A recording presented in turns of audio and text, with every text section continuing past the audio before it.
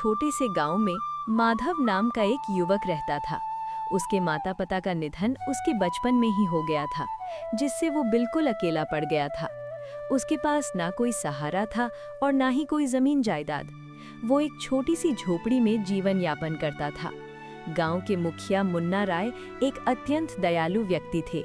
उन्होंने माधव की दयनीय स्थिति पर तरस खाया और उसे अपने यहाँ काम पर रख लिया। रहने के लिए उन्होंने माधव को एक अलग झोपड़ी भी दे दी। समय बीतता गया और आदित्य बड़ा हो गया था।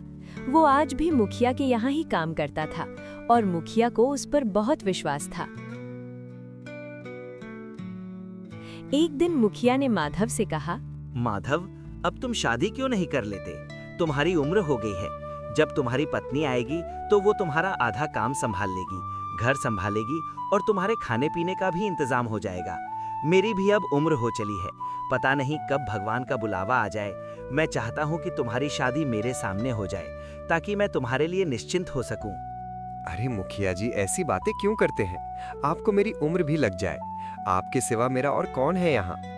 आपने मेरे लिए बहुत कुछ किया है। बचपन से लेकर आज तक आपने ही मुझे माता पिता दोनों का प्यार दिया है। आपका ये उपकार मैं कभी नहीं चुका सकता। उपकार की बातें छोड़ो माधव, बताओ शादी करोगे? लड़की मैं ही देखूं या तुमने किसी को पसंद कर रखा है? नहीं मुखिया जी, मेरी नज़र में कोई लड़की नहीं है। आपको जैसा ठीक लगे आप वही कीजिए। मुझे आप पर पूरा भरोसा है। आप मेरे लिए भगवान से कम नहीं हैं। आप जो भी निर्णय लेंगे वो उचित होगा और मेरे भले के लिए ही होगा। अब आप ही मेरे पिता समान हैं। मेरी नज़र में तुम्हारे लिए एक बहुत अच्छी लड़की है। और हाँ, तुम शादी के खर्चे की चिंता बिल्कुल मत करना, वो जिम्मेदारी मेरी हुई। आखिर पिता का दर्जा दिया है तो मेरी बात भी माननी पड़ेगी। जी मालिक, जैसा आपको ठीक लगे। मुखिया जी का एक बेटा भी था, आदित्य, जो ये सारी बातें सुन रहा था। वो गुस्से से अपने पिताजी के पास जाकर बोला, पिताजी, आप क्या कह रहे हैं? आपको क्या जरूरत है माधव की शादी का खर्च उठाने की? ये मत भूलिए कि वो हमारा नौकर है। नौकर से इतना लगाव ठीक नहीं है, ऐसे तो वो सिर पर चढ़ जाएगा। आज आप उसकी शादी के लिए पैसा देंगे तो उसे आदत लग जाएगी। बचपन से आज तक वो हमारे ही पैसों पर पलता आया है और अब आप उसकी शादी भी करवा रहे हैं। क्या आपने उसका ठेका ले रखा है? जबान संभाल के बात करो आदित्य, वो मेरा नौकर नहीं, मेरे बेटे की तरह है और ये मेरी संपत्ति है। मैं जो चाहूं वो करूंगा। तुम मुझे मत सिखाओ कि मुझे क्या करना चाहिए और क्या नहीं, और ये मत भूलो कि मैं तुम्हारा बाप हूं। पिताजी, आप ठीक नहीं कर रहे हैं। मैं आपका बेटा हूं, वो फटीचर माधव नहीं। आप मेरी तुलना उसके साथ कर रहे हैं। मेरे सामने उसकी क्या औकात है? आप उसकी भोली शक्ल पर मत जाइए। सारे गरीब लोग ऐसे ही होते हैं। एक दिन आपको पता चल जाएगा कि अपना कौन है और पराया कौन। अपने और पराये की बात तो तुम करो ही मत। मुझे अच्छे से पता है कौन अपना है और कौन पराया। पहले जब मैं बहुत बीमार था तब कहाँ गया था तुम्हारा अपनापन? तब माधव ने मेरी कितनी सेवा की, दिन रात मेरी सेवा में लगा रहा। आज मैं जिंदा हूं तो सिर्फ उसकी वजह से। तुमने तो मेरी एक बार भी खबर नहीं ली। तुम अपने नशे में धुत पड़े रहते थे। क्या मैं झूठ बोल रहा हूं? बोलो। और यहां आकर मुझे अपने पराये का भाषण दे रहे हो? चले जाओ यहां से। लगता है उसने आप पर कोई जादू टोना कर दिया है, इसलिए आप अपने बेटे से ज्यादा उस 2 कौड़ी के नौकर की तरफदारी कर रहे हो। और आपकी उम्र भी तो हो चली है। आपकी उम्र में आदमी शटिया जाता है। अभी एक काम करो, सारा हिसाब किताब मुझे दे दो, नहीं तो आप इसी तरह से सब पैसे लुटा दोगे और मेरे पास कुछ भी नहीं बचेगा। जब तक मैं जिंदा हूं तब तक तुम्हारे हाथ कुछ नहीं आने वाला। तुम्हारे हाथ में हिसाब किताब देकर मुझे अपना नाम खराब नहीं करना है। मैंने पैसे बहुत मेहनत से कमाए हैं। समाज में मेरी बहुत इज्जत है और तुम मेरी इज्जत मिट्टी में मिलाना चाहते हो। अगर तुम्हें हिसाब किताब चाहिए तो उस लायक बनकर आओ, फिर बात करेंगे। काश तुम्हारी जगह भगवान मुझे माधव जैसा बेटा दिया होता। आदित्य गुस्से से वहां से चला जाता है। इस फटीचर माधव का कुछ करना पड़ेगा। ये 2 टके का नौकर मेरी जगह लेने की कोशिश कर रहा है। उसकी तो छोड़ो, जब अपना ही सिक्का खोटा निकले तो भला क्या करे। मेरा बाप होकर मेरी जगह उस मनहूस की तरफदारी कर रहा है। ये अपमान मैं कभी नहीं भूलूंगा। वक्त आने पर दोनों को सबक सिखाऊंगा। थोड़े ही समय बाद मुखिया माधव की शादी भावना से करवा देते हैं, जिससे माधव की जिंदगी और बेहतर हो जाती है। सचमुच भावना, तुम्हारे आने से मेरी जिंदगी पूरी तरह से बदल गई है। अब तक मैं अपने सारे काम खुद ही किया करता था। खाना पकाना, कपड़े धोना, अब सब तुम संभाल लेती हो। और तुम्हारे आने की वजह से मेरा अकेलापन भी दूर हो गया है। माता पिता तो बचपन में ही गुजर गए और फिर मालिक ने ही मुझे सहारा दिया। उन्होंने मेरे लिए बहुत कुछ किया है।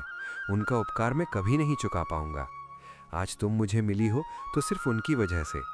मालिक मेरे लिए किसी भगवान से कम नहीं है, ये बात तुम भी हमेशा याद रखना, और मालिक के मान सम्मान में कभी कोई कमी मत रखना।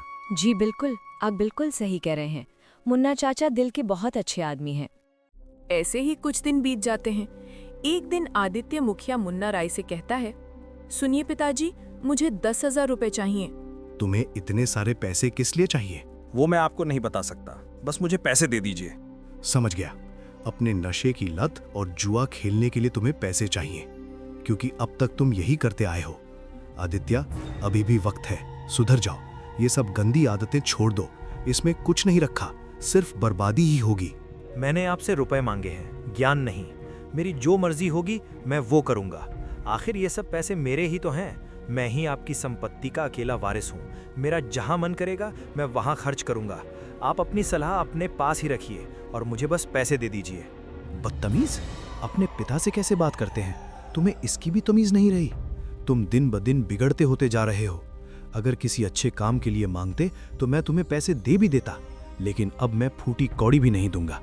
ये धन दौलत मैंने बहुत मेहनत से कमाई है, जुए और नशे में उड़ाने के लिए नहीं। निकल जा मेरी नजरों के सामने से। तुम्हें देने के लिए मेरे पास एक पैसा भी नहीं है। वाह, मेरे लिए तुम्हारे पास पैसे नहीं हैं और उस फटीचर की शादी पे उड़ाने के लिए तुम्हारे पास बहुत पैसे हैं। ये आप बिल्कुल भी ठीक नहीं कर रहे। एक बार और सोच लीजिए, नहीं तो अच्छा नहीं होगा। बदतमीज, अपने बाप को धमकी देता है। और कौन से पैसे? तुमने आज तक कभी फूटी कौड़ी नहीं कमाई। बचपन से लेकर आज तक मैंने तुम्हें किसी बात की कोई कमी नहीं होने दी। बहुत लाड प्यार से तुम्हें पाला। शायद यही मेरी गलती है, जिसकी सजा आज मुझे मिल रही है। निकल जा यहाँ से। आदित्य गुस्से से चला जाता है।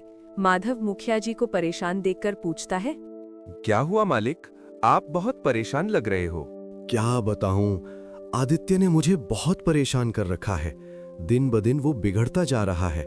मुझे उसकी बहुत चिंता हो रही है। वो सही और गलत का फर्क भूल गया है। पता नहीं इस लड़के का क्या होगा। मालिक, आप ज्यादा परेशान ना हो, सब ठीक हो जाएगा। आप छोटे मालिक से प्यार से बात करके उन्हें समझा दीजिए, वो समझ जाएंगे। वो दिल के बुरे नहीं हैं। नहीं माधव बेटे, तुम नहीं जानते।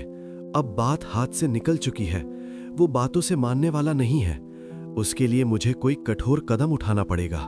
इधर आदित्य बहुत गुस्से में होता है और सोचता है, मैं भी देखता हूँ मुझे पैसे कैसे नहीं मिलते। मुझे किसी भी हालत में पैसे चाहिए। इसके लिए चाहे मुझे कुछ भी करना पड़े। यहाँ भी घी सीधी उंगली से नहीं निकलने वाला। मुझे उंगली टेढ़ी करनी ही पड़ेगी।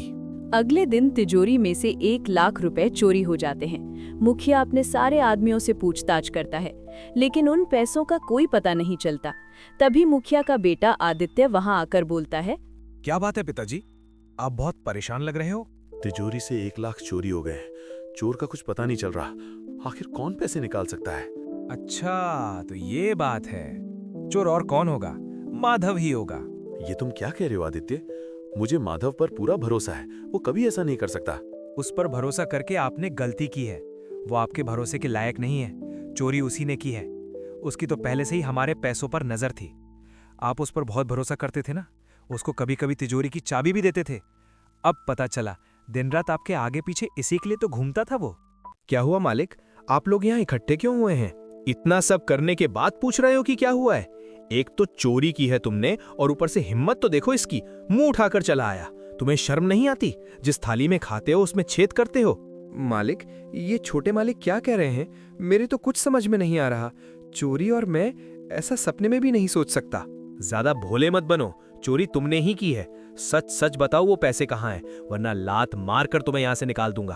तुम जैसे मक्कार को मैं अच्छी तरह से जानता हूँ। पहले बड़े लोगों को अपनी चिकनी छुपड़ी बातों में फंसाते हो और उनका भरोसा जीत लेते हो, फिर जैसे ही मौका मिले हाथ साफ करके निकल जाते हो। मेरे पिताजी ने तुम्हारे लिए क्या कुछ नहीं किया और तुमने उनके एहसान का ये सिल्ला दिया। माधव को ये सुनकर बहुत दुख पहुंचता है। बस आदित्य, अब बहुत हो गया। तुम कब से माधव को भला बुरा बोलते जा रहे हो। अब और एक शब्द भी मैं माधव के खिलाफ नहीं सुनूंगा। मुझे माधव पर तुमसे भी ज्यादा भरोसा है कि माधव ऐसी हरकत कभी नहीं कर सकता। माधव भले ही गरीब है, लेकिन उसकी नीयत, उसकी ईमानदारी और उसकी अच्छाई में वो तुमसे कई गुना ज्यादा अमीर है। उसकी बराबरी तुम दूर दूर तक नहीं कर सकते। आप एक मामूली नौकर के लिए अपने बेटे का अपमान कर रहे हो। ये माधव एक नंबर का धोखेबाज है और चोर है। इसने चोरी की है। इसने आपकी आंखों के ऊपर पट्टी बांध रखी है, इसीलिए आप सच्चाई को देख नहीं पा रहे हैं। मैं तो कहता हूं इसके घर की तलाशी लीजिए, जरूर इसने पैसे वहीं छुपाए होंगे। बस अब बहुत हो चुका आदित्य। मैं अच्छी तरह से जानता हूं कि तुम माधव पर झूठा आरोप लगाकर उसे मुझसे दूर करना चाहते हो।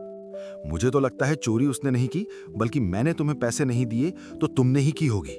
आप मुझ पर इल्जाम लगा रहे हो अपने बेटे के बारे में।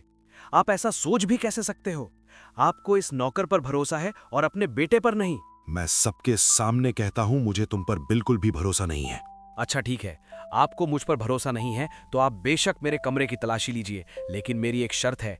मेरे कमरे की तलाशी के बाद आपको माधव के घर की भी तलाशी लेनी होगी, तभी दूध का दूध और पानी का पानी हो जाएगा। अब सवाल ये है, क्या सच में माधव पूरी तरह निर्दोष है? क्या आदित्य अकेले ही चोर था, या इस खेल में कोई तीसरा भी शामिल है? और क्या तिजोरी की कहानी अभी पूरी हुई है? इन सारे सवालों के जवाब हम भाग 2 में देखेंगे।